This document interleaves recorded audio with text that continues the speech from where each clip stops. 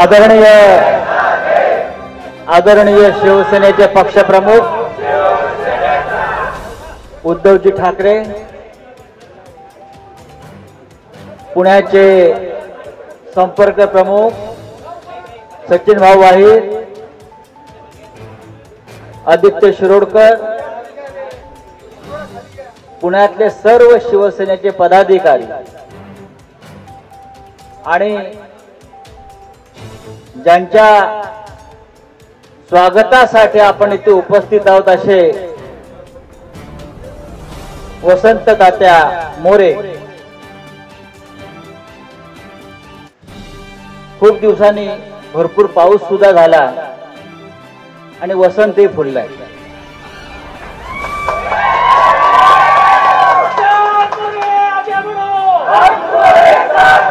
आता फार त्यांना आगे बढवू नका, आहे तिथेच थांबू द्या. खूप पुढे झाले आहेत ते, खूपच पुढे आलेले आहेत आणि मातोश्री पर्यंत पोहोचलेले आहेत. मी वसंत तात्याचं इथे स्वागत करतो. गेल्या अनेक दिवसापासून तात्या लोकसभा लढले,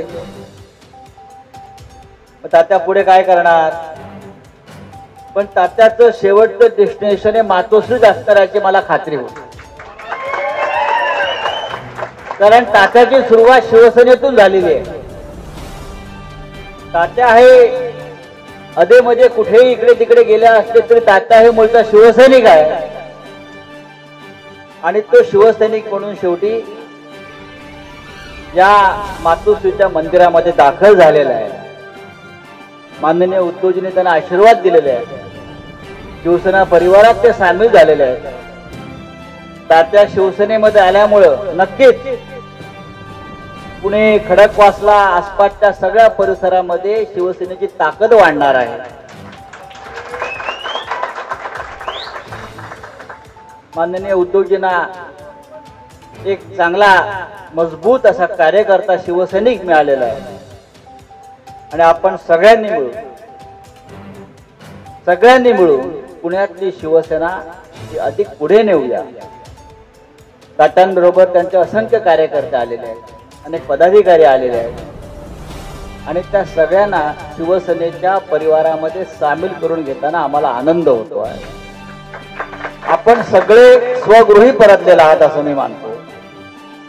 मी तात्याला विनंती करतो की आपण आपलं मनोगत व्यक्त करावं. प्रथम मी आदरणीय बाळासाहेब ठाकरेंना मी वंदन करतो. आयुष्यामध्ये 1992 साली पहिल्यांदा कात्रज परिसरामध्ये शिवसेनेचा शाखा प्रमुख झालो. साहेब, मला 16व्या वर्षी मी कात्रजमध्ये शिवसेना शाखा स्थापन झाली, परंतु 18 वर्षाचं होत नव्हतं म्हणून शाखा प्रमुख होता येत नव्हतं. आणि 1992 ला मी 12वी पास झालो, पहिला शाखा प्रमुख झालो. तेव्हापासून वयाच्या 31व्या वर्षापर्यंत मी उपविभाग प्रमुखापर्यंत कॅन्टोन्मेंट मतदारसंघामध्ये होतो आणि मी नंतर मनसेत प्रवेश केला. परंतु साहेब, आज मी पुन्हा एकदा, मला अनेक लोक म्हणतात की तात्याचा शिवसेनेमध्ये प्रवेश आहे, पण साहेब माझा प्रवेश नाही. मी परत एकदा शिवसेनेमध्ये आलोय आणि आता या ठिकाणी जसं आता राऊत साहेबांनी सांगितलं, राऊत साहेबांच्या मार्गदर्शनानं, आयर साहेबांच्या मार्गदर्शनानं, तुमच्या आशीर्वादानुसार पुणे शहरामध्ये साहेब भविष्यामध्ये माझ्यासोबत आता दोन्ही शाखा शहराध्यक्ष आहेत.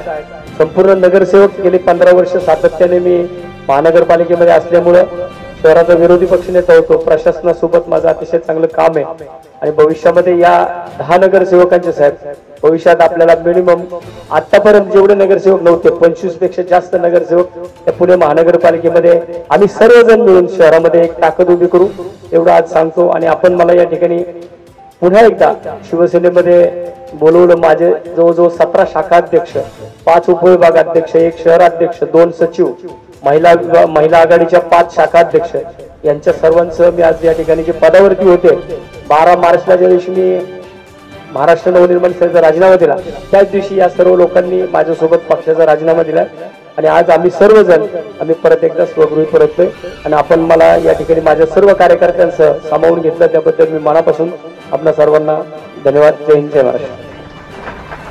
मी साहेबांना विनंती करतो की त्यांनी मला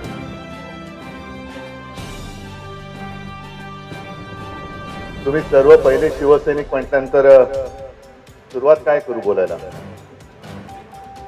वसंतराव, तुम्ही आणि तुमच्यासह तुमचे सहकारी म्हणून शिवसेनेत म्हणजे आपल्या स्वगृही परतलेल्या सर्व शिवसैनिक बांधवांनो आणि भगिनी, जसं संजय राऊत म्हणाले तसं आम्ही सगळेजण बघत होतो की आता लोकसभेच्या निवडणुकीच्या आधी वसंतराव करतायत काय करायचं हा ज्याचा त्याचा वैयक्तिक प्रश्न असतो. आणि एका गोष्टीचं मला नक्कीच मी म्हणेन समाधान आहे की तुम्ही पहिले शिवसैनिक होतात. मधल्या काळामध्ये मी असं अगदी काय लगेच म्हणणार नाही की तुम्ही दिशा चुकला होता, पण शिवसेनेच्या बाहेर सुद्धा पक्षात काय वागणूक मिळते, काय सन्मान मिळतो का याचा अनुभव घेतला. आणि तो अनुभव घेऊन तुम्ही आता अधिक परिपक्व होऊन स्वगृही परतलेला आहात. त्याच्यामुळे आज तुमचं महत्व आणि तुमचं काम आणि तुमची जबाबदारी फार मोठी आहे. साहजिकच आहे, मी आतमध्ये शिवबंधन तुम्हाला आणि तुमच्या सहकार्याने बांधत असताना काही जण मला म्हणाले की आम्ही सुद्धा पहिले शिवसैनिक होतो. मग आता तुम्हाला सगळ्यांना शिवसैनिक होतात आणि शिवसेना सोडल्याबद्दल शिक्षा तर झाली पाहिजे आणि ती वसंतरावनं पण झाली पाहिजे, हो की नाही. बघा आता हे सगळे म्हणतात हो शिक्षा झाली पाहिजे की नाही.